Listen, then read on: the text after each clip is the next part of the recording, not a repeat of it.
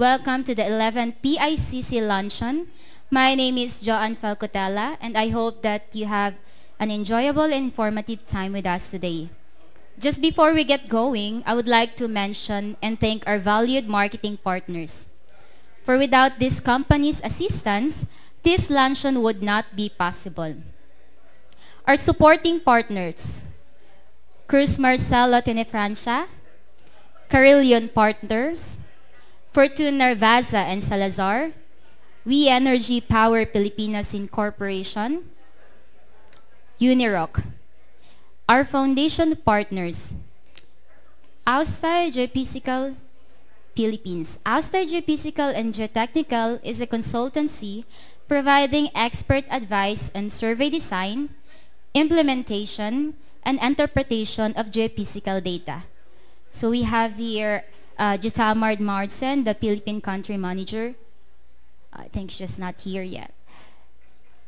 Caltex, powered by Chevron.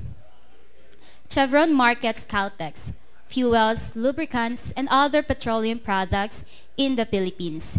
Their network of service stations, terminals, and sales offices forms the backbone of their presence in the Philippines.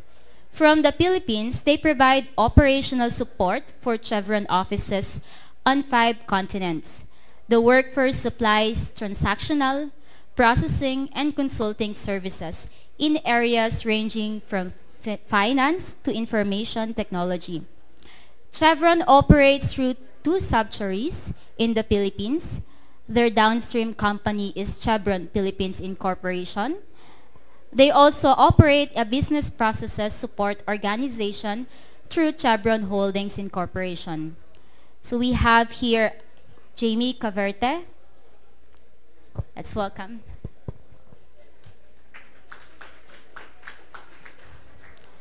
Next, our principal partners, GHD. GHD has established permanent presence in the Philippines in 1998. Since then, it has demonstrated its commitment to supporting the private and public sectors in addressing the infrastructure needs in the country by using technical knowledge and the latest digital tools and resources to deliver integrated planning, design, environmental, construction management, advisory, and digital services.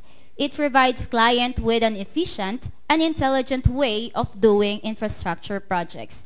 GHD's offices in Metro Manila and Cebu are home to over 1,000-strong workforce, comprised of architects, engineers, environmental and social scientists, drafters, modelers, geologists, management professionals, and experienced support personnel.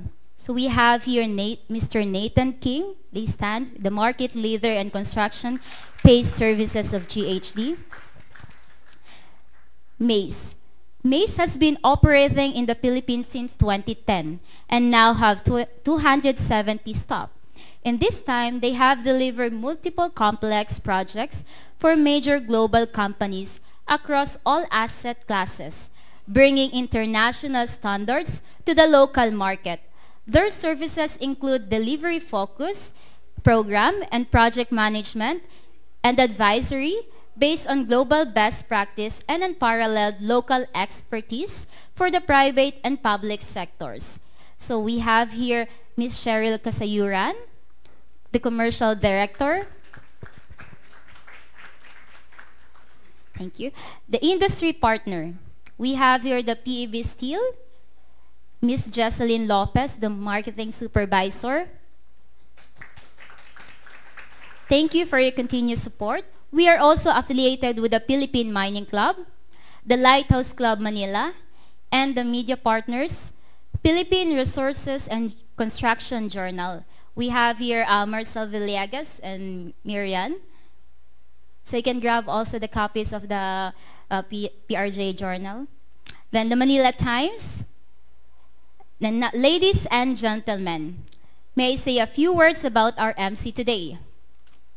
Attorney Fernando Penarroyo is the chairperson of the Professional Regulatory Board of Geology of the Professional Regulation Commission, the the agency which regulates and aims to develop the geology profession. He is concurrently the managing partner of Penarroyo and Palancalo. Attorney Penarroyo has received a formal recognition from his peers and the industry by being involved in the arbitration proceeding as chair and member of the panel of arbitrators in high value and impact cases.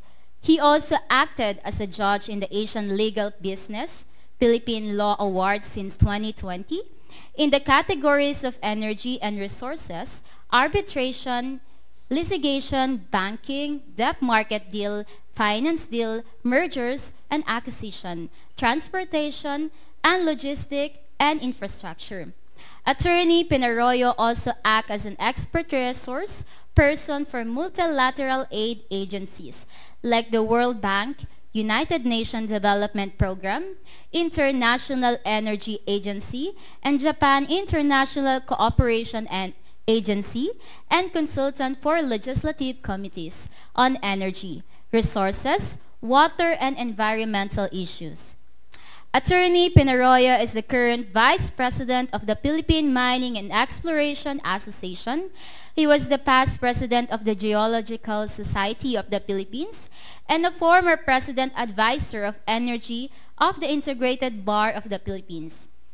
He lectured at the Asian Institute of Technology Bangkok, UP National Institute of Geological Science, and the De La Salle University, Far Eastern University, Master of Business Administration, Juris Doctor program. He contributes articles on legal, regulatory, and policies issue on resource and energy to the Philippine Resource Journal. He graduated from the University of the Philippines with a Bachelor of Science in Geology and a Juris Doctor degree. He took up his Master of Laws from the University of the Melbourne in Australia. Ladies and gentlemen, please welcome our MC, Attorney Fernando Ronnie S. Penarroyo. Thank you, Joanne, for your warm introduction. I'm Ronnie Penarroyo, and I practice in energy and mineral law. And if you have a copy of the Philippine Resources Journal, I am one of the commentaries in that magazine. And I'm filling in for Attorney Vicky Salazar, who has some important matters to attend to. And I hope I will be able to meet your standards. I've prepared for this gig for one day, so please bear with me. Now, before I proceed with our first speaker, I wish to highlight the following. We will be issuing certificate of attendance to attendees. You can request a copy from Ms. Joanne. The email address is joanne@picc.com.ph, and we will hold a question and answer after all speakers have given their presentations. Okay. So please allow me to introduce the first speaker, who is our Stockwatch speaker, to update you on what's happening. Mr. Alexander Gilles worked as a stockholder doing research on stocks to buy in the 1990s. He also taught finance and investments at the De La Salle University Graduate School of Business. In the last 10 years, he has conducted talks on investor education for the Philippine Stock Exchange and for First Metro Securities. He is now director of Angion Advisors, a consultancy firm for capital raising and portfolio construction. Ladies and gentlemen, please give a warm hand to Mr. Alexander Gilles. Well, good day. This is the Stockwatch for EEI Corporation. I'd like to comment on the sale of preferred shares back in 2021, because preferred shares are a very useful way of raising funds. You actually raise funds that have the characteristics of a loan. When you have a loan, you borrow money and then you pay it back, and the lenders generally leave the running of the company to the common shareholders, who are the owner, the managers, and the employees, and also the public. So usually it's common or preferred shares that are transacted at the stock exchange. And what happens is that a business wants to raise cash via loans or selling shares. They need to buy machines, hire more people, handle more projects. So they have to raise additional capital. And so if they decide to sell shares, then they give it to investors who have cash and they just want to deploy this cash. So they give it to the company so that they can expand their operations. And then hopefully that investors earn cash dividends or that the price of their investment goes up. In terms of shares of stock, there are two major types. There's the common shares, who are described as the last to receive cash dividends. Anyway, they are managing and controlling the company. And then the preferred shareholders, who are like lenders, and they are the first to get cash dividends because of a special arrangement. The reason for the special arrangement is that the owner of the company would like to borrow from them. So here are the owners of the company, the managers, the employees, the public. They own the common shares, and that's the deal with them, is that they run the company, they own it, and they have a say in the management. Meanwhile, the friends of the owner, they buy preferred shares, and the deal is that the owner says, "May I borrow money for business paying 6% a year?" And the friend says, "Agreed, I will lend you money. For every 85 pesos of loan, I receive one preferred share. Each share should receive cash dividends every year as a form of interest payment." Now, for example, preferred shares, you can buy them for 100 pesos, for example, and then you receive cash dividends every single year. And then years later, if you so decide, you may sell it at also 100 pesos. Usually the price stays the same. But you do have a right to receive those cash dividends. Now, for common shares, you are the last to receive cash dividends, but then the price might go up. And if the business is good, then the price does go up. And of course, you have a say in the running of the business. You can buy and sell common shares any day of the week. So here it is, preferred shares. You can buy it once, and normally you have to wait for years, and then you sell it when you need the cash and you don't want to receive the 6% anymore. With common shares, you can trade them every day at the exchange. If you hold them long term, you can still receive cash dividends. If not, then you can benefit from the price movements.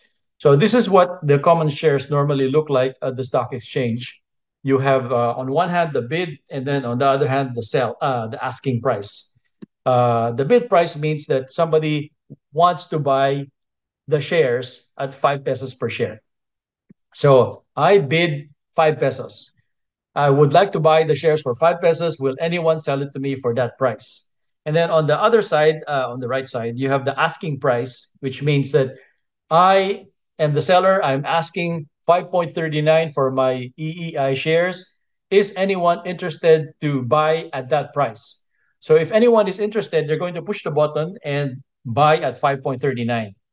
If the seller is in a hurry to sell and he doesn't want to wait any longer for the 5.39, he might just push the button for 5 pesos and say, "Sige na nga, I will sell for 5 at a discount because I might be in a hurry to sell the shares and raise the cash." Depends on the motivations of the buyers and the sellers. Depends if they're patient or impatient. Now, the common shares do move up in times of, for example, industry upturn. There's high profits for everyone in the industry and everyone in the country. And this is the case in 1994 when the share price moved up to 7 and 8 pesos per share. And then there was the Asian financial crisis in 1997, 98. And then share prices moved down. The entire industry also had a downturn.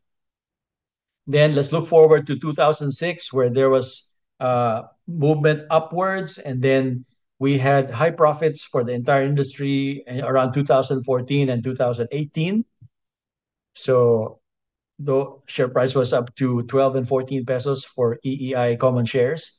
And then there was the problems of COVID in 2020 to 2022. So that's an industry downturn as well. Now, it's about to turn up because, despite all this movement of moving down, it's because, the industry is getting ready for an expansion. And if all goes well, sales and profits will eventually rise. And if so, the share price should also rise, right? So if profits go up, then the share price will have every reason to go up as well. You want to buy when the prices are down, and then you want to be able to ride them on the way upwards.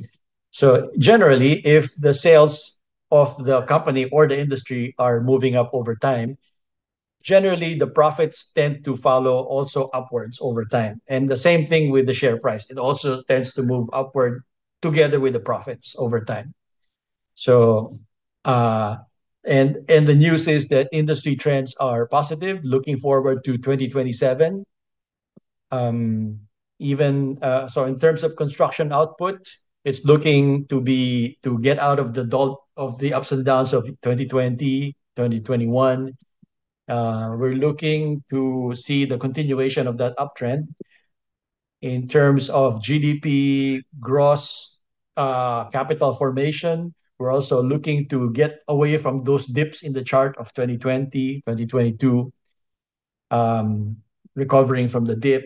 And even in terms of the industry of civil engineering, you can see the dips of 2020, but then what happens after that could be continuation of the expansion, because we have a growing economy and more people around, more demands for construction 2024 onwards. So if there's good prospects and operations go well, the share price should rise.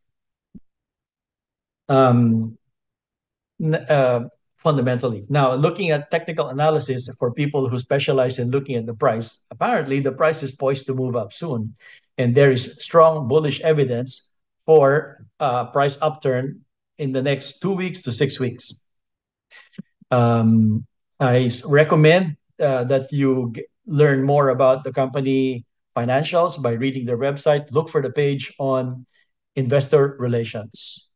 And I recommend you invest in shares of EEI for long term. Have a good day. EEI Corporation is a 93-year-old company which is recognized as one of the leading construction companies in the Philippines. It has a broad range of construction and engineering services with expertise in the construction of infrastructure, buildings, and industrial and electromechanical facilities. Years of contracting and collaborating with global contractors, particularly in the Middle East, Africa, and Asia-Pacific countries have enabled EEI to achieve excellent project management expertise and competencies in all fields and discipline of construction.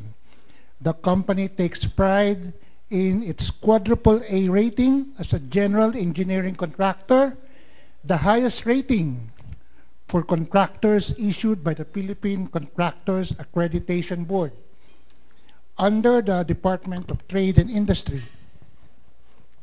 Mr. Antonio, who is a finance guy and running a construction company, oversees EEI Corporation subsidiaries and joint ventures, which include EEI Business Solutions, EEI Power Corporation, EEI Construction and Marine, EEI Realty, Gulf Asia International Corporation, JP Systems Asia, EEI Cargo Learn, JP Corp, Shin Bayanihan Heavy Equipment, and Al Rashid Construction Company in Saudi Arabia.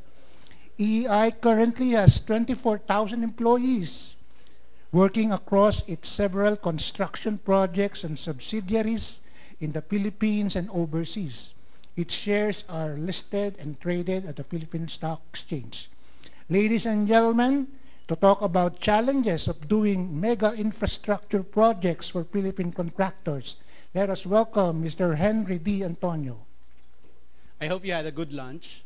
Again, my name is Henry Antonio. I'm the President and CEO of EEI Corporation. Actually, this May 1 would be my first year anniversary as CEO. I took over the helm for EEI. I don't know if I'm going to clap. I took over the helm from Bobby Castillo, who was our CEO for 17 years. I I'm originally an investment banker. I'm not a native of the engineering and construction business. Although in my past lives, I've worked through consulting. I used to be a consultant for KPMG with McKinsey in my past lives, and I've worked with a number of construction companies worldwide, including Floor Daniels. Well, Floor now, but it used to be Floor Daniels in the United States. So my advent to EEI was really because of the pandemic. As you well know, many of the construction companies have experienced significant financial distress because of the effects of the pandemic, especially in the Philippines and actually also in Saudi Arabia, where two of our largest exposure in business are. We've experienced significant lockdowns. And I'm proud to say, despite all the financial difficulties, EEI during the lockdown period kept all of its 100% of its workers. We paid for them, we boarded them, we gave them food, and when it was time to go home, we actually paid for their transport to go home also, both here and in Saudi Arabia. Of course, that alone was more than 3.5 billion pesos after you add up all the costs associated to it. And given our size, even that was actually a significant financial challenge for us moving forward. In addition to all the other issues with construction having to be delayed, standby costs, you know, that we have to negotiate with our clients, that has really been proven to be a very, very difficult challenge for EEI in general. So we're now on our, so it's sometime in October 2022, the primary owner for EEI Corporation at that time, Mrs. Helen D. of the Yuchenko Group, asked me to move to EEI as their COO to try to see what can be done to restructure and help the company.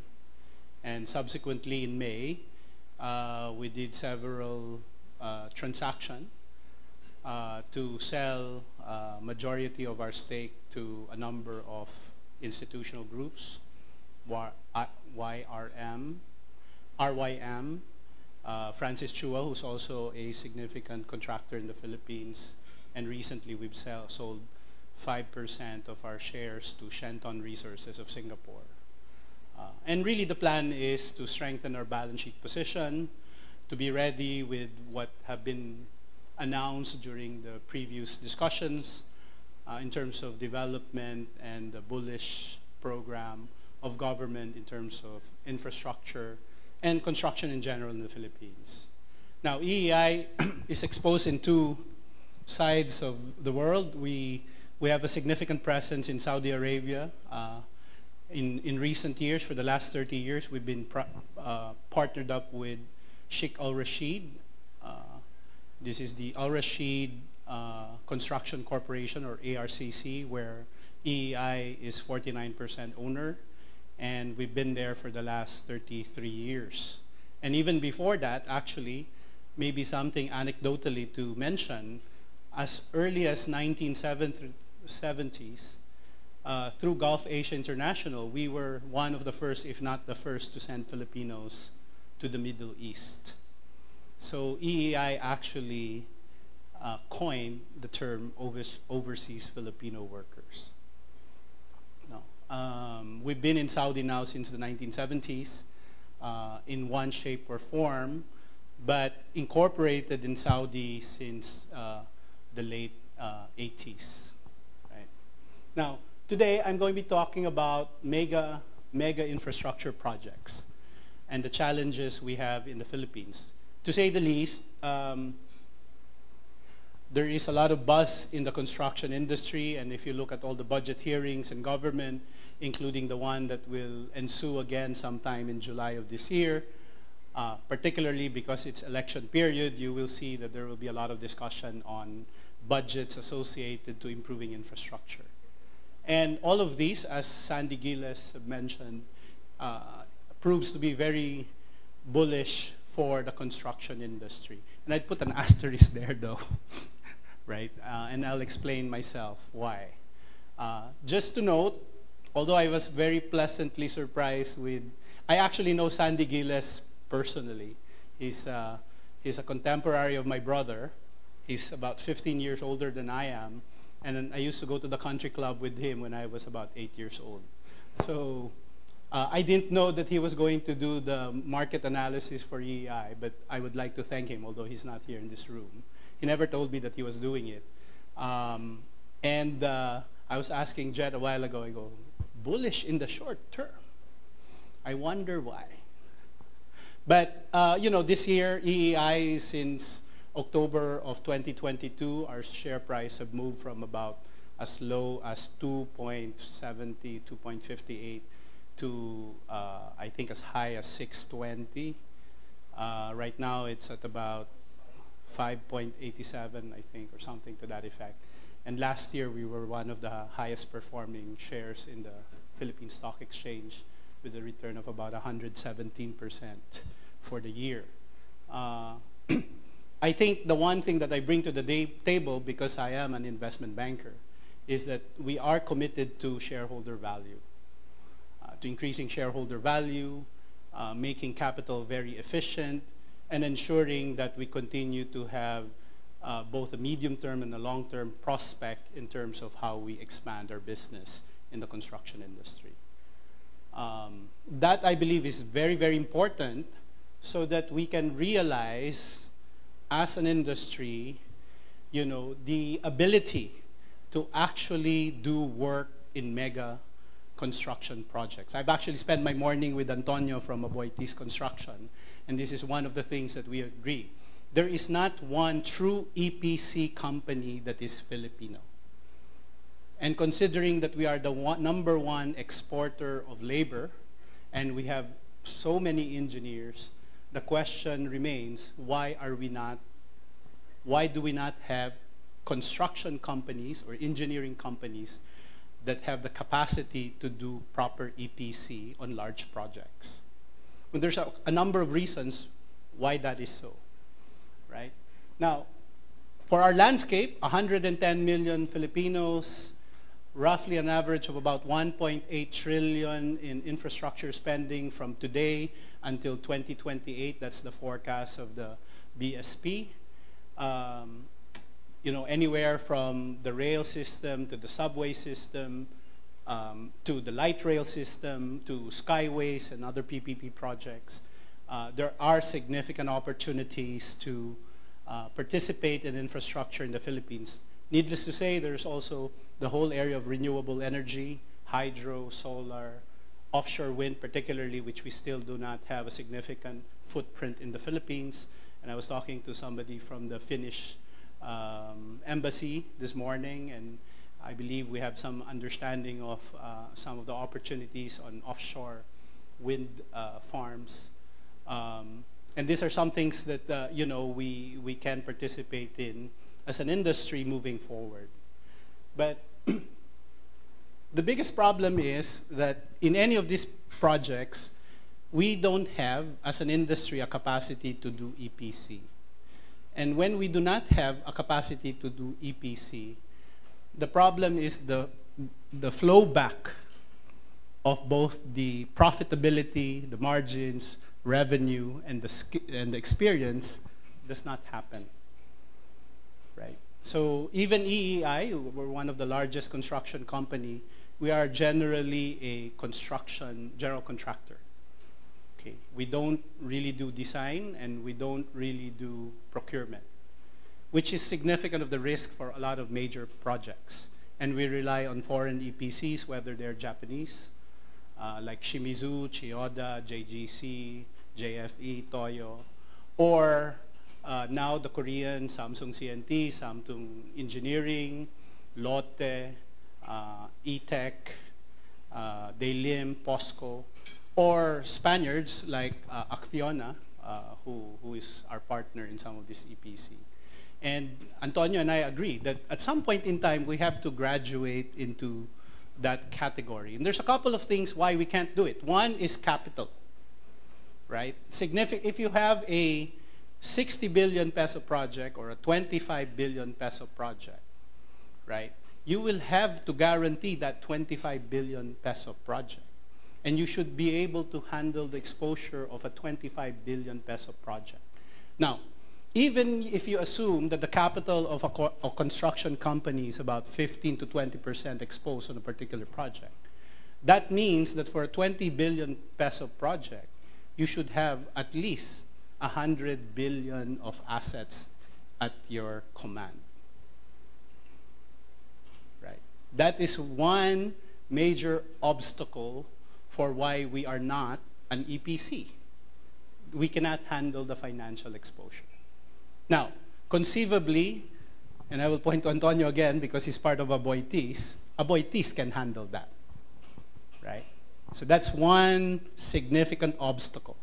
Then the second significant obstacle is technology and know-how. Okay. We need to be able to transfer the technology and know-how of managing an EPC. Now, you're probably looking at me and saying, well, you're not an engineer, so what do you know? Well, I at least know that we cannot handle it, right? I think the nice thing about being an outsider is you have a little bit more objectivity when you look at these things. And when I look at my business, I look at it as a portfolio of risk and opportunities, right?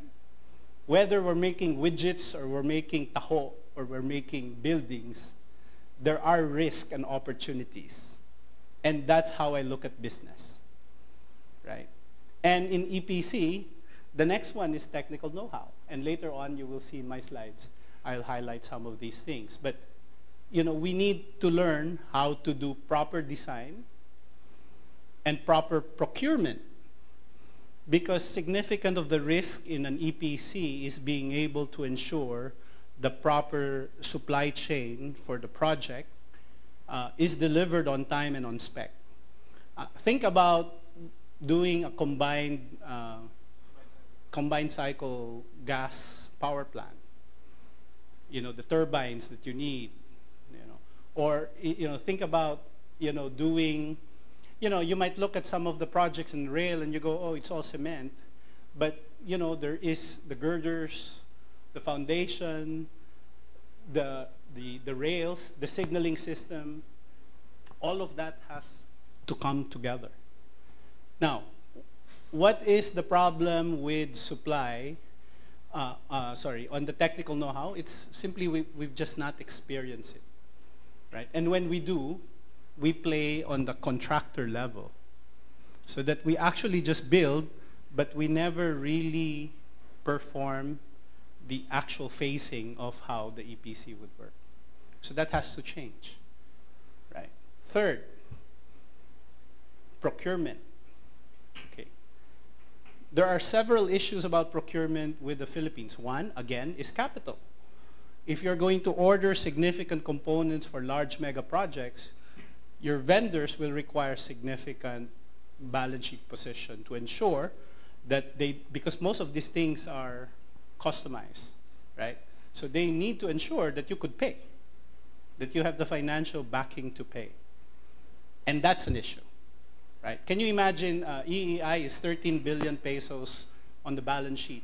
If we do a 20 billion peso project like the subway, how am I going to be the EPC? I'm not even big enough to cover the project on its size. Okay. Then the second there is the experience on where and how to actually procure these very customized, very specific items that we need for mega infrastructure projects. So then after that, you have project management, labor experience, financial and fiscal management. All of these are operational, which we see on every construction project, but these are the issues. Now, you're probably saying, geez, then I suppose the answer is we don't do mega infrastructure projects. And right now, the reality is we don't, and we won't, and we can't. But that is the challenge for the Philippine construction industry. Why is it that we are so strong on labor and even in engineering? My group owns Mapua University, so we produce many of the engineers that are employed in the various sectors and segments of the construction industry. And yet, we are not able to come up with a critical mass so that we can support the business, so we can actually do proper EPC work. But that is the challenge that we need to pose for ourselves. And it is something that we need to work towards over the future. Can you change the slide? So, over the last maybe 20, 30 decades, beginning with very little during the Corazon Aquino time, but beginning with Ramos and the flyovers, we've been building infrastructure, albeit at a very slow pace. During Macapagal's time, we've done more infrastructure projects, PPPs. We've done build, operate, and transfer, which was the first form, and then now we have PPP, and then we have build, and then now we have the build better. They're all the same. The technicalities are very little. Now we have this new PPP rule. But essentially, all of these is meant to focus the resources of government and the private sector to ensure that we meet the capacity, or at least approach the capacity that the nation needs in terms of infrastructure, right? With 110 million Filipinos, that is a significant investment, right? So I've already spoken a little bit about the lack of technical expertise. And there's another problem with technical expertise that we don't often talk about in the Philippines. We are guilty in the construction industry of keeping our technical expertise low. Why? Because we're heavily dependent on cheap labor, right? And for me, this is one of the very specific things we're working on in EEI. I realize that being one of the biggest construction company, we have to lead, right? And you cannot demand from a laborer to work doubly hard, right, with the salaries that we're paying them, when they cannot afford to have a proper house, they can't even afford to pay for a proper meal, they can't send their children to school. Why would they invest more time in you?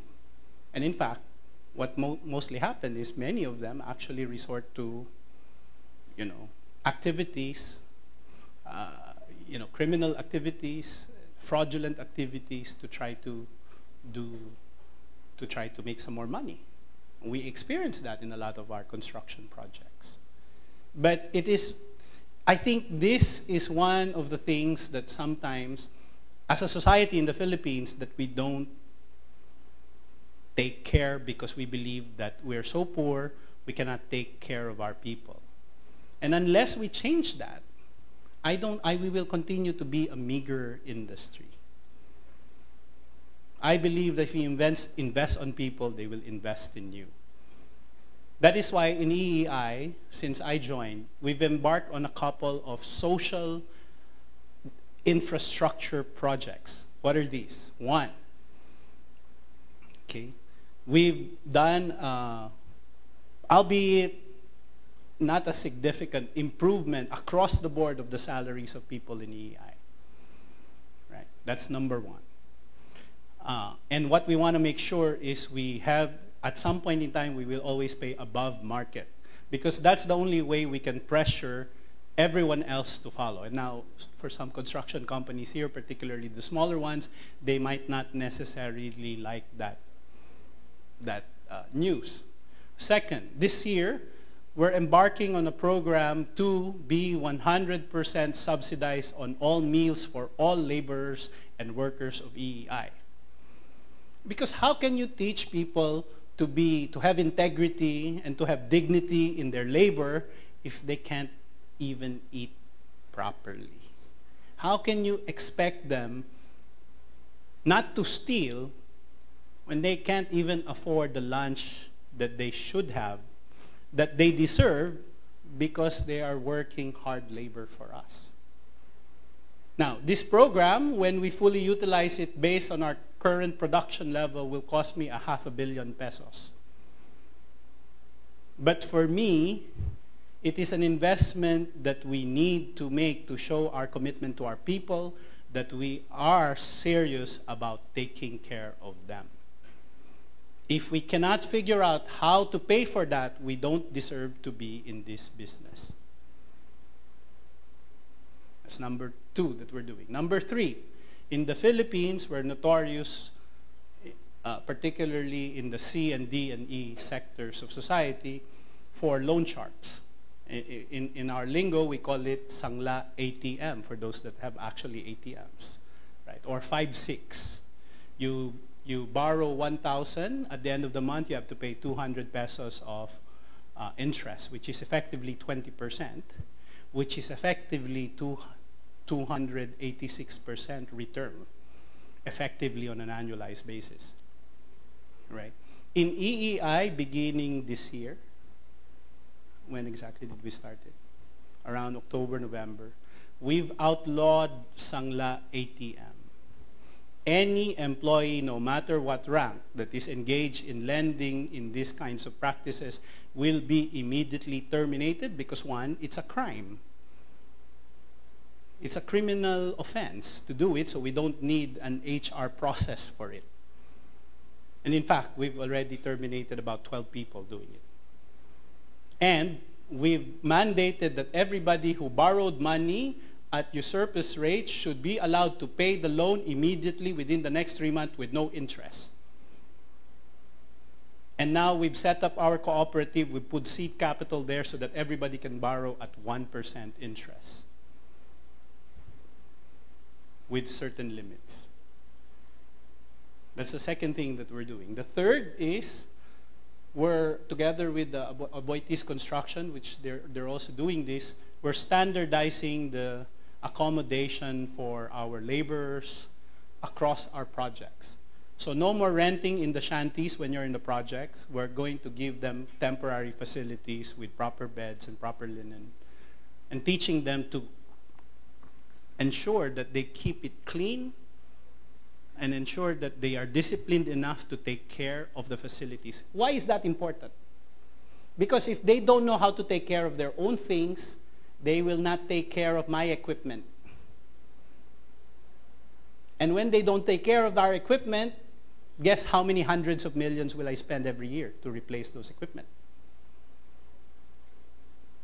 But it needs to start, as we always say in our family, right? It has to start in the house. And we will embark on these changes because we need to put values back to our workers. And then, after that, next year, we're supporting the President's 4-piece program on housing. And we have a 67-hectare property in Tanza, which is part of our yard. We will be allocating, I don't know how many, but maybe 10 hectares of our property there, using the program of the government to build affordable housing. And we will prioritize all our workers so that they can buy their own home, live in our community in a proper house with proper water, proper ventilation, proper electricity, and proper bare minimum facilities, but facilities nonetheless, to ensure that they can live properly as human beings. And the last, which probably will be 2 years from now, is to help their wives work, through small businesses. Because we cannot pay them, in as much as I want to pay laborers 50,000 base pay, the moment I do that, I might as well close EEI, right? We'll never afford to do anything. But we can come up with ancillary programs to help them strengthen their ability to make money and to be able to strengthen their family unit so that they can move out of poverty, if not quickly, but at least there is a direction towards it. Last year also we started our scholarship program for our project workers. These are not for regular workers. For our project workers to send their children from senior high school to college, we will send them to Mapua or wherever. EEI will pay for it. We will start with 100 scholars, and every year we will add some more. But the critical thing is they have to agree that the children have to be mentored by a professional in EEI. Because again, without the support, even if you put money in it, much like our cash programs in government, it will not produce the type of change that we want to see. Now, I challenge you guys here because EEI, we are by no means an exemplar in these things. And if you look at us and say, oh, you know, you're doing really well. No, we're not. We're just doing what we should do. And we need to change the way we do things if we want the Philippines to grow. The biggest difficulty in the Philippines is that we don't grow our middle. A significant component of our population remain poor. And that is, I'm a finance economics guy. That is short-sighted. A person that does not have money cannot consume. A person that does not consume will not support the economy. The economy will continue to be small until we realize that these people need to spend. Therefore, we need to give them money. We need to make them productive so that they can move from their level to the next level, and that will change the Philippines. If we continue to keep everything in the conglomerates will be bigger. Many people will be able to afford yachts and helicopters and whatnot, but the country will remain poor. So this is the challenge to every corporation, whether you're in construction or not. We are short-sighted at making our people continue to be poor, and because of that, we don't support economic development for our own country. And because of that, we continue to be small. Now, we don't have to be as big as Japan or Korea. There are also excesses in development that I believe is not important. Right? The Europeans have their own problems, despite the fact that they're very wealthy. Money is not the only thing that is important. But it is important to have inclusive growth because it allows us to be able to dream about a life for our people that is more acceptable to their dignity as human beings. Now, this is probably not the speech that you're looking for a construction company, but the reason why I'm focusing on this is that if we don't focus on these things, we will remain small. If we're always consistently looking at making the small short-term profit, we're not willing to make an investment on our valuable resources, where will you gain your profitability? If you have 10, you have 10%, you get 1. Right? So you have 11 next year. Then you gain 10%, you get what? You'll get 12.1 or 12.11. Can you imagine how long it will take for you to double your business? But if you had 10 and yet your 10 works like 20, guess what you will have the next year and the next year? There's a multiplier effect for these things. Much like when we build skyways, rails, and whatnot. It isn't, have you ever wondered why the productivity of Americans is more than 3 times than our productivity? Is it because the Filipinos don't know how to work? And we don't work as much as the Americans? No, it's not that. It's because generally the American economy is, on a dollar basis, is more productive than us. They have more capital, they efficiently use their capital, therefore on a per capita basis, they seem to be more productive. But we produce relatively small output for the same amount of effort. When we can't change that if we don't invest on our resources. There is no if and buts about it, right? We need to change structures in government. We need to make sure that we spread the wealth more.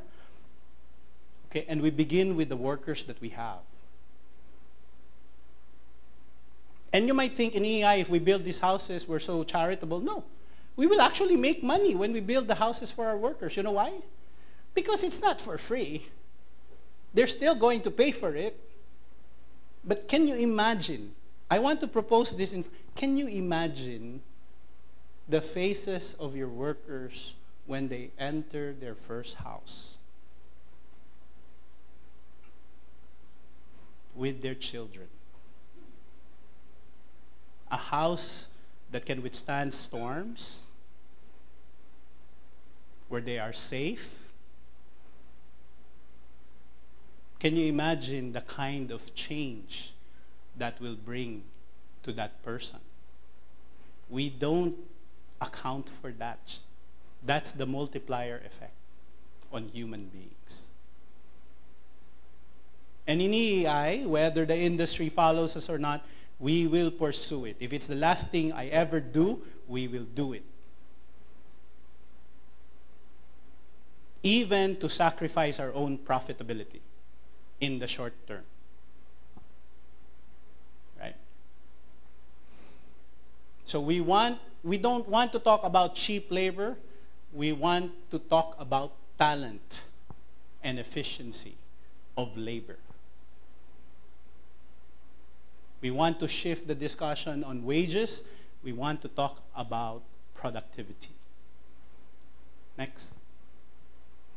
Now, for some of these mega infrastructure projects, and today actually is the first day. I was with Undersecretary Regino of DOTR yesterday in Japan. I was in several meetings with government and some of our construction partners there. And in fact, today is the first day that the task force of President BBM on right-of-way will meet.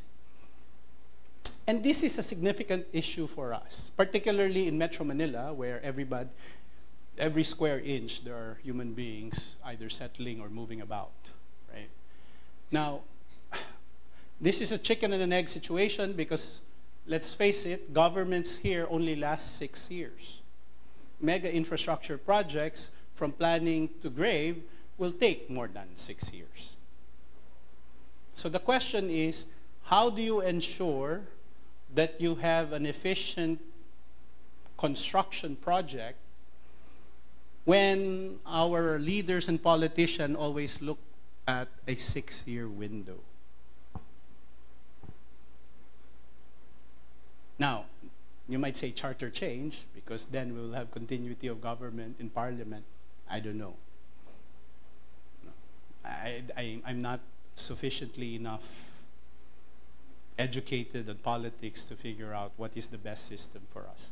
But what I do know is that you cannot finish mega projects in 6 years, at least not the whole entire package. Subway will probably be 10, 15 years before we finish the whole network of CP101 to CP108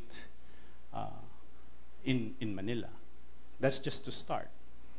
Now, I was just recently in Korea, and guess what? When I talked to Lotte and Samsung C&T, Samsung Engineering, and Hyundai, and we visited, if you're familiar with Korea, there is a new city there called Gangnam, where all the facial transformation is happening, and it is also the financial district of Korea.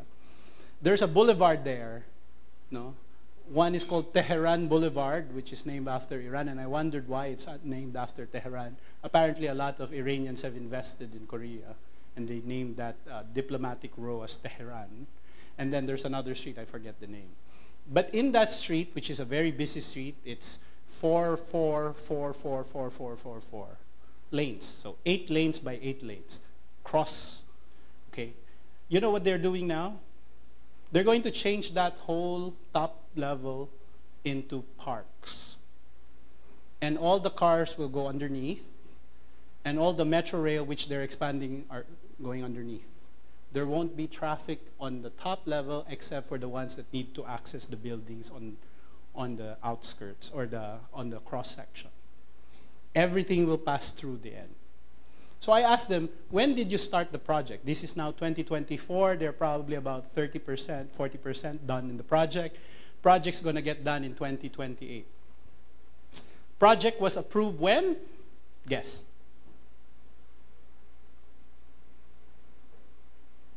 2015. Guess when Gangnam, the financial district, was started? 2000. So in 15 years, they're changing their infrastructure. Okay, it's taken them 15 years to actually start to construct. And guess what? Construction is only going to be finished in 4 years. That's a multi-level subway, a tunnel for the cars, and a park on top. Why? Because there was proper planning. And government has immediately said, no more bidding. The 3 largest construction company will get package 1, package 2, package 3. Everybody else who wants to work with them, go work with them. And the government also said, package 1, package 2, package 3, you all start together at the same time. You cannot deliver, then we'll penalize you. Now, of course, if we go to China, it's actually much quicker. But, so we need to change the way we do things in terms of right-of-way. Now, we're starting with the task force. But really, I think we need to start with proper planning. The other issue I have about mega projects is this. Typically, if it's ODA, you will have, the packages are worked out by government.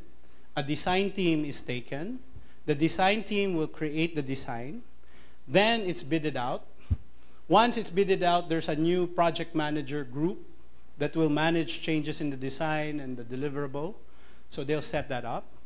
Then, for us, EPC will have our own project manager group at the EPC level. If you're a subcon, you have your own project manager group at the subcon level, right? And the problem is this. Immediately, as soon as you start, you will have design issues, especially in the Philippines, because none of our infrastructures are properly mapped out. You will find that you start digging, and then you all of a sudden see a sewer that is nowhere in the plan of the city. We've experienced that many times. And then you're stoked. What are you going to do? It's not part of your plan. I cannot touch it. If I touch it, I have to fix it. It's not part of my contract. Then you stop, right? And then you need to change the design. Okay, we can't change the design because we're only building it. The JV wants to change the design, but they can't change the design because they don't own the design. So we go to the consultants.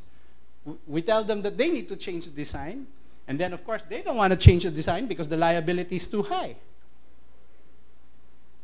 Right? Then they go back to us, and we offer them to change the design. We give them then we tell them, why don't you sign it? Then we go back to the OTR and say, or to DPWA and say, we need to change this. And they go, okay, well, what's the problem? Nobody wants to hold the liability. I mean, these are you can't, would you take a 3 billion peso liability from government? Of course not. So these are some of the problems in terms of project management and infrastructure. And they're even heightened in the Philippines because we don't have a process that really works. That's before talking about funding allocation, whether it's generally appropriated by Congress, etc., etc. Please, I do know what I'm talking about because I spend 60% of my time trying to resolve these issues.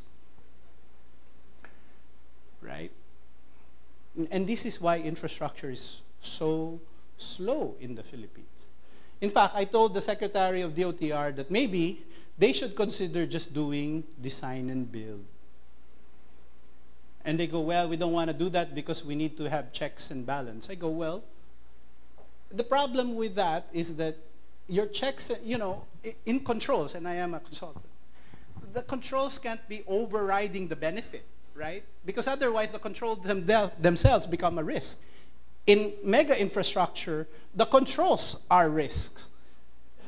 The delays we have because things are not running in approvals with government causes significant amount of financial strain in the government. Standby costs I have a project. Every day, the standby cost there is about 30 million pesos. If we're delayed 100 days, that's 3 billion pesos that I have to fight with government to collect. But what will I do? My equipment is there. My people is there. We're all sitting and waiting. We can't just remove the people and say, okay, no cost, and then we go. It doesn't work that way. You guys know this, right?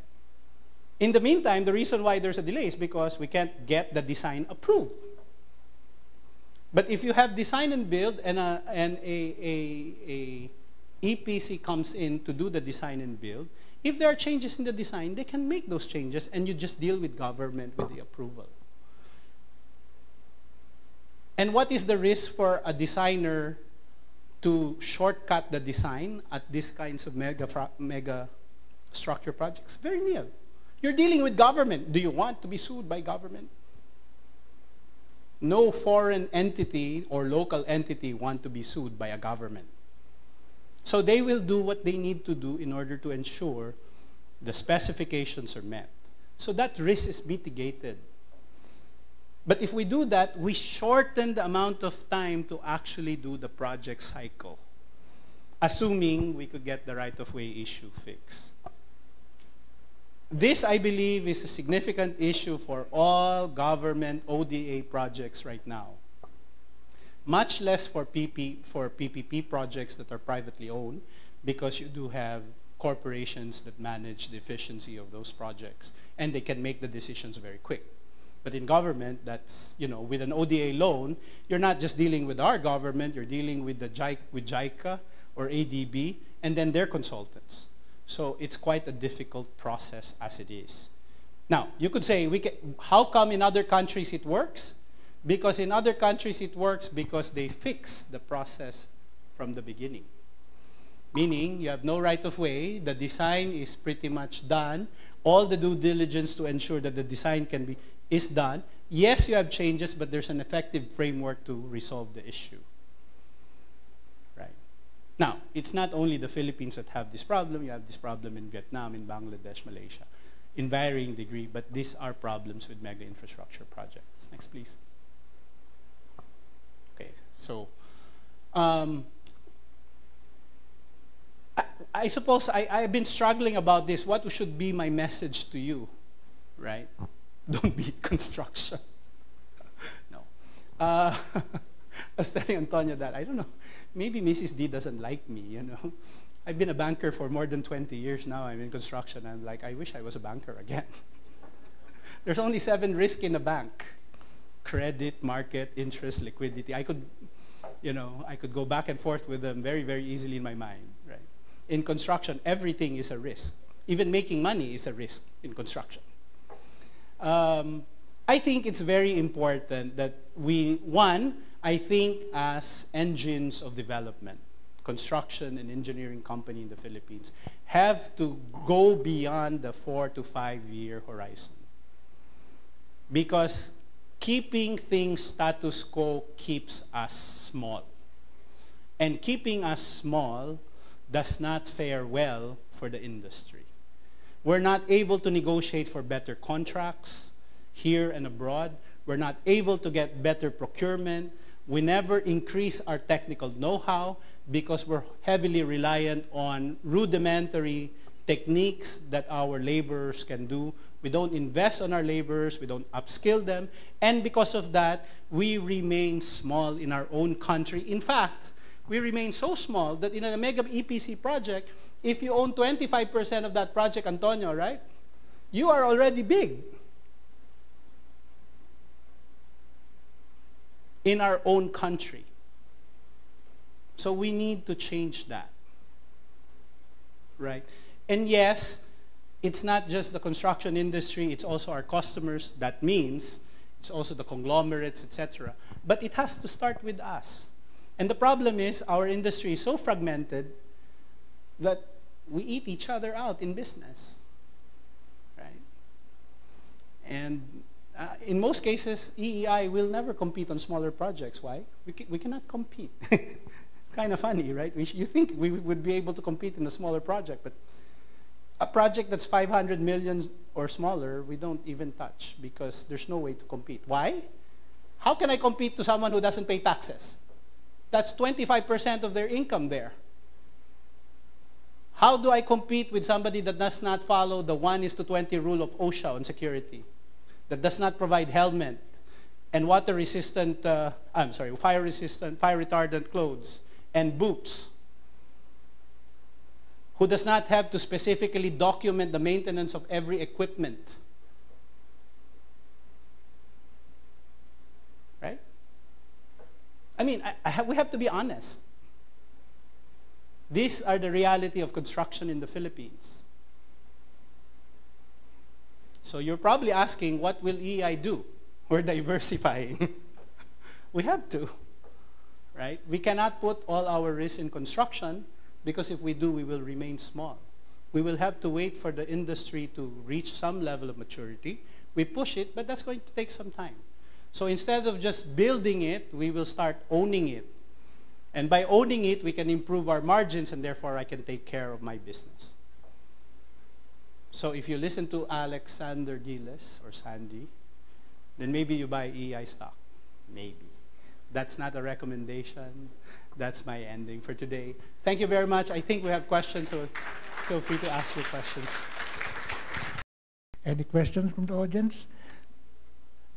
Oh.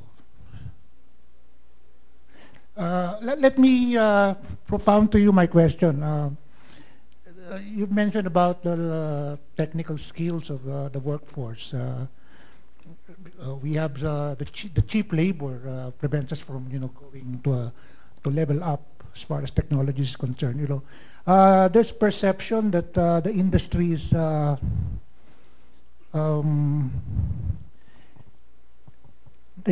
not at par as far as technology is concerned. So how do you think the industry should do? What should the industry do to advance the technology as far as the construction industry is concerned? It's a chicken and an egg situation, right? Technology is expensive, right? Whether you're looking at ERP, even on the back office side, where you're looking at ERP systems and data analytics systems, even for a company my size, the investment ticket for putting this on is quite significant. So like, for example, EEI is embarking on data analytics. So we're going to warehouse all our projects, all our costs, all our schedules, and then we will look at pitfalls of how we do projects, so that when we bid the next time, we will understand what we should not do and what we will do based on actual factual experience. And since EEI is old, we actually have a lot of data. So that's one of the things I'm doing this year, in addition to integrating our systems. So that's one parcel of that's actually the easiest technology change you could do. And that's probably going to cost about 150 million pesos for EEI once we're done with the first two phases of it, right? Because Oracle is probably, a system like Oracle will be about 60 million pesos. You put on all the technical changes, the training and everything else, plus all the antecedent systems. So it's easily 150 to 200 million investment, right? And that's just back office, right? And administrative systems. But the bigger innovation is really on techniques on how to do construction, right? And those are even more expensive. So for example, I was in Wuhan. Yes, I was in Wuhan, COVID center of the world. I was in Wuhan to visit one of my partners about 2 months ago. And I visited a 32-kilometer span double suspension bridge. And then the structure in the middle is about 140 meters high. 140 meters is roughly 56 floors, as high as Grand Hyatt, if you can believe it. And the main structure in the middle is built by 12 people in concrete. Hello. You know how they do it? Well, they have a batching plant that is completely covered with two people managing it, computers. They have a conveyor belt that moves aggregates in, and then trucks that bring it to the pump. The pump goes all the way up, concrete goes down. The only thing that the people were doing is set up the rebar. And there's 10 to 12 people setting up the rebar, no supervisors, building the rebar on concrete. Now, you're going to go, well, what about all the formworks and the scaffolds and all of that? It's all automated. Since it's a monolith, the design is straight, they're able to create a formwork that essentially, so what they do is they pour the concrete, They put the rebar, they pour the concrete. Once it hardens, they have a hydraulic system that moves the whole platform up. And then they pour again. Move up, and they pour again. 12 people to do that. In the Philippines, if we did that, we would use 100 people, and we probably will not finish in 3 months. Right? This is what I was telling you about our dependency on cheap labor. But can you imagine, let's say, for example, if we only have 30 people there, and we want to save on labor, so 30 people, we could pay them the equivalent salary of 60 people, and still save the salary of 40 people. But then, what is the obstacle? The obstacle is the expense on technology. So I do have compassion and understanding that it's a difficult transformation, right? But it's a transformation that needs to be started. South Korea was less developed than us before World War II. It's only been 70 years. And they're one of the most developed countries in the world. Even less China. As far as late as 1980, I've been to China in 1998 when I was in Morgan Stanley, and it was rice paddies everywhere. I went to Wuhan, and it looks like Tokyo. That's development over the last 30 years. Why am I saying this? I'm saying this because it's not impossible. Right? But it requires us having the will to do it. As a country, from our leaders to our entrepreneurs to our tycoons and to our people. It can be done. Singapore in 1960 was also not developed, right? They separated from Malaysia in the 1960s.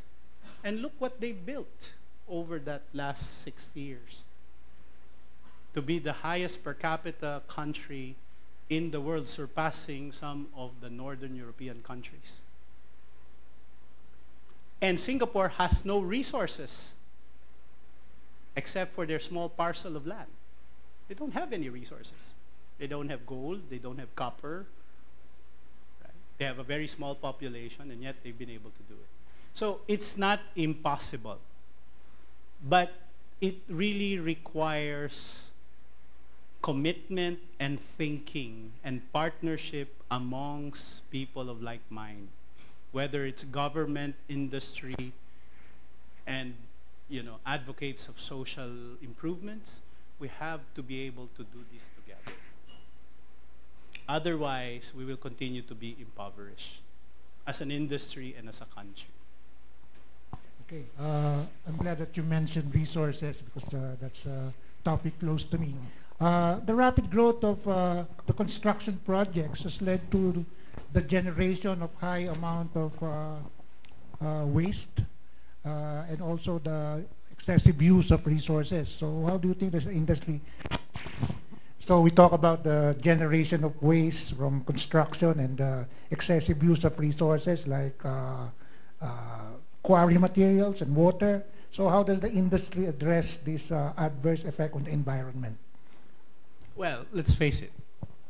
Construction is one of the biggest polluter anywhere in the world, not just in the Philippines, right? Because we continue to use cement, right? Which creates a lot of carbon, emission. We use trucks, which use diesel to transport many things. We quarry mountains. So, there's an inevitable obstacle towards sustainability in the construction industry. But, sometimes for me, I'm a bit more pragmatic about sustainability, right? I always ask the question, sustainability to whom? Because sustainability for its own, if people die, is useless, right? The object of sustainability is to make our lives as human beings sustainable over a long period of time. But sometimes our programs of sustainability, and I'm no antagonist towards sustainability, but sometimes there are programs that tend to favor environmental concerns without any thought for human beings, right? At least for their welfare. And so it needs to be a balanced approach, is all I'm saying. So what does that mean? Yes, we should use concrete, but we should figure out how to use different compounds to ensure that we don't use high levels of, cement or mixture to get to the same composite strength that we need. I'm not an engineer, but I've at least done some. I've been learning over this last year. I actually I do my own classes on Sundays on engineering and on materials particularly. For example, reusing. In the Philippines, we're notorious for not waiting the 50 years so that we could demolish the building. In Japan, they would build around those buildings to keep them from falling apart. In the Philippines, we like to destroy things and then build again, right? And let's face it, if you don't want to incur more footprint, then don't destroy things that have already been created, reuse them. So it's not just a construction issue, it's really it's really a cultural issue on how people approach development. Right. For our part in EEI, some of the things we're doing is really teaching people to do best practices for themselves first. Right? Because the biggest polluter is really the human being, right? Waste here, waste there, plastic here, plastic there. Right? If we could even cut that, we're actually afar off in terms of developing sustainability. So that's where we want to focus first.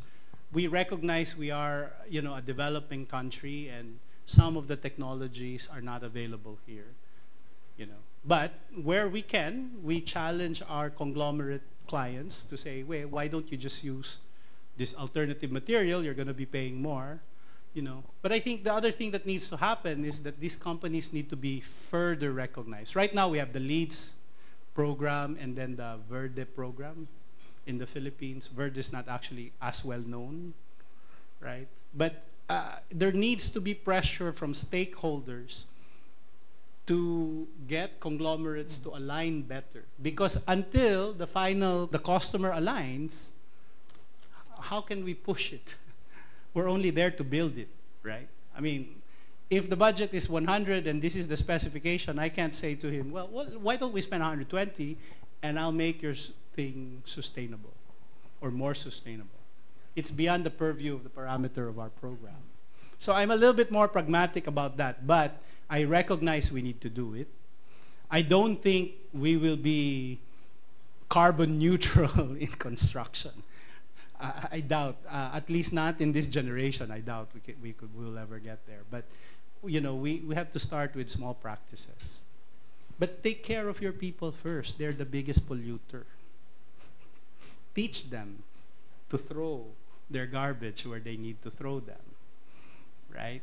I mean, as simple as that, right? If you go, look at this. Go to a construction site that is foreign controlled in the Philippines and go to a Filipino-controlled construction site. You will realize what sustainable practice we don't do. Even as simple as that. So let's not talk about big plans. Let's talk about pragmatic, small things. Fixing where you put the hollow blocks. Making sure that the equipments are properly stored. Right? These are sustainable because if you don't take care of them, they will degrade, and they degrade. They go to our, to our pits, right? We talk about green this and green that, but let's start with the basic. We don't even do that. I know this is a bit controversial, so please don't quote me in the newspaper. If you do, please make sure that it's complete. Yeah, I've seen in a previous interview of yours wherein you're embarking on these green buildings. Can you elaborate on that? Yes. So, you know, we're working with ants for green ants, that they use plastic as part of composite for building materials. We're looking at various materials. For example, for roads, we're looking at this honeycomb technology so that we actually use the same soil that we took away for building the road. It's an Israeli technology so that you could put it. The problem is nobody wants a very sturdy road in government, right? This road technology will keep the roads from, degrading, and they guarantee them for at least 20 years. Well, try selling that to government. Right? That is, I mean, we're amongst friends, so the technology is there. But whether I could make them buy it is another thing. So this is honeycomb technology. You put these plastics, and then whatever you remove as soil, you put it back, and then you could already start putting your layers of concrete. We've actually done it in our yard. I've offered it to John Vic in Cavite that I will, for free, pave the thing, which we will do. He said yes. He's a very good governor. So we're doing that to show him that it can last. Hopefully everybody else will follow. Right. So. Okay, do we have any questions from the audience? Okay, we have one. Please identify yourself and organization that you represent. Yeah, but first of all, I would like to express my great remarks on your human resource and labor and working condition procedures that you've mentioned. So everything about the pay, the treatment for your employees, regardless of ranks, most especially recognizing the vulnerable, the workers and laborers as vulnerable and marginalized members of your organization. For me, it's really, really outstanding. Yeah, by the way, my name is Elise Guerrero, and I'm the manager of the environment group in GHD here in the Philippines. I am also a social sustainability and resettlement specialist.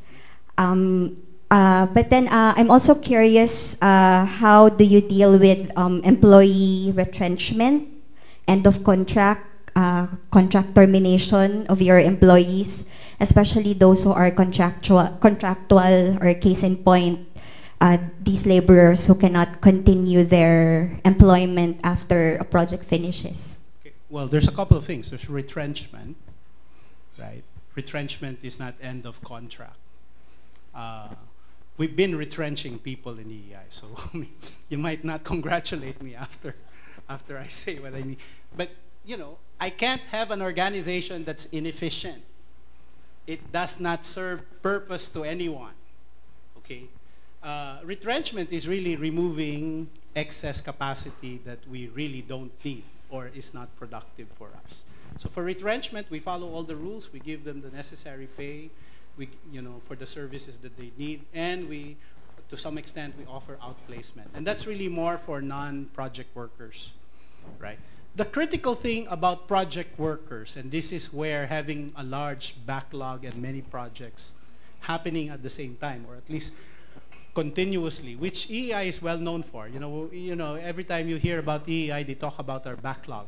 50 billion backlog, 60 billion backlog, 48 billion backlog, right? And that's important only because if we can maintain our backlog high, that means that we have a better way of efficiently planning, moving resources from one project to the other.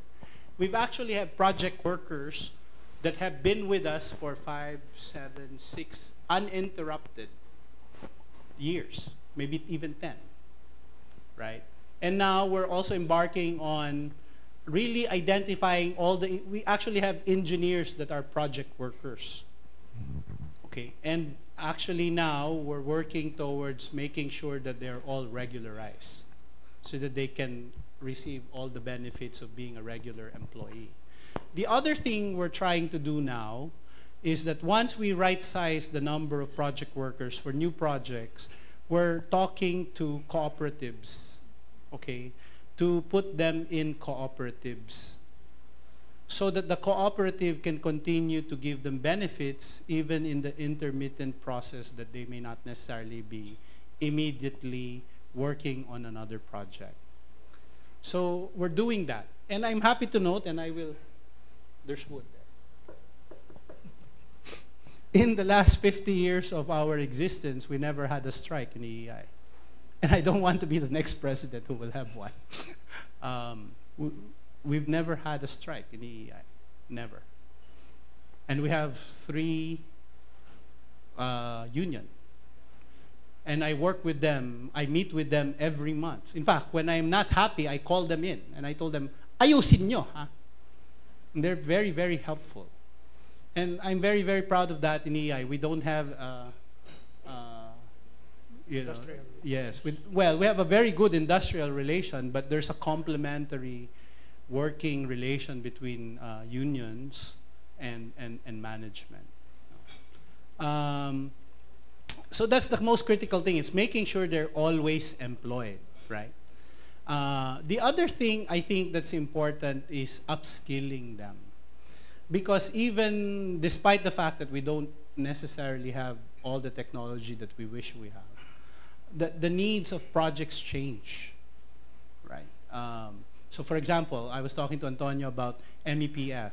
One of the things we've done, which I forgot to tell you, is one of the first projects I have was to build a 500-bed facility in Tanza for our training facility. And this training facility will focus on 3 things: skills, values, and leadership, even for laborers. Okay, of course, I'm not going to give them an MBA, but they need to be able to understand that they have a role in leadership. Right? It's all about making sure they are empowered and they understand that they are part of the process. Right? It's a long change. It's probably going to happen, hopefully in 3, 4, 5 years, we'll see the fruits of it. But this kind of culture change, I believe in, because otherwise, we will remain the way we are right now. And yes, we are big, but quite honestly, we can do better. I hope I answered your question. But we do. We have programs for... We generally don't have a lot of issues about retrenching project workers because we have a lot of options. In fact, our problem is we're always hiring 1,000 people every month. So, yeah. Okay, I think that ends our question and answer session. And before we release our speaker, we'd like to give a plaque of appreciation. Thank you very much. If you have any questions or you want to discuss more, please feel free to just email me. I'll ask the organizer to give you my email and my phone number. By the way, in EEI, every project worker knows my cell phone number. Wow. That's very commendable. No, it's not commendable. Yeah. You know why? It's called controls. Because they know when bad things happen. And a project worker, the only time he will not tell you the truth is when he's ignorant about that.